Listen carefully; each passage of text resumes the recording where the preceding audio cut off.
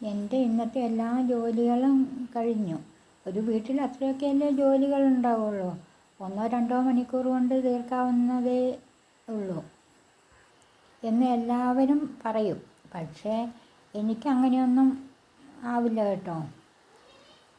ഓരോ സാധനം കഴുകിയെടുക്കുമ്പോഴേക്കും തന്നെ മണിക്കൂറുകളാവും. പിന്നെ ഇങ്ങനെ 1 മണിക്കൂർ കൊണ്ടൊക്കെ 4-5 കറികളും പിന്നെ ബാക്കി ഭക്ഷണങ്ങളും എല്ലാം ഉണ്ടാക്കി ബാക്കി വരുന്ന സമയങ്ങൾ എങ്ങനെ ചെലവഴിക്കണമെന്നറിയാതെ ടി വിയുടെ മുമ്പിലും അങ്ങനെ ഇങ്ങനെയൊക്കെ ആയി ചെലവഴിക്കാൻ കഷ്ടപ്പെടുന്ന ആൾക്കാരുണ്ട്. പക്ഷേ അത്തരത്തിലൊന്നും എനിക്ക് സാധിക്കുന്നില്ല കേട്ടോ. പക്ഷേ ഞാനും വീട്ടുജോലികളെല്ലാം ഒരുവിധം തീർക്കാറുണ്ട്.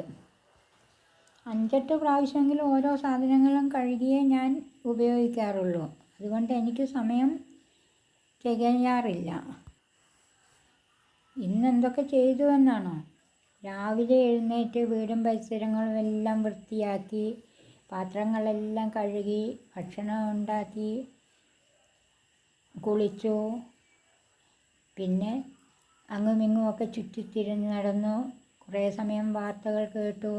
വാർത്തകൾക്കിടയിൽ എന്തൊക്കെ ചിന്തിച്ച് ഏതൊക്കെ ലോകത്ത് പോയി എന്തൊക്കെ അനുഭവങ്ങൾ ഓർത്തെടുത്തു എന്നൊക്കെ ചോദിച്ചാൽ ഒരന്തവും കുന്തവും ഒന്നുമില്ല.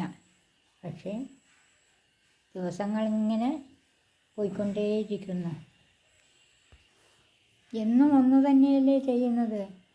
മനുഷ്യരാരും മടുത്തതായി കേൾക്കുന്നുമില്ല. മടുത്തിരുന്നാലെങ്ങനെയാ?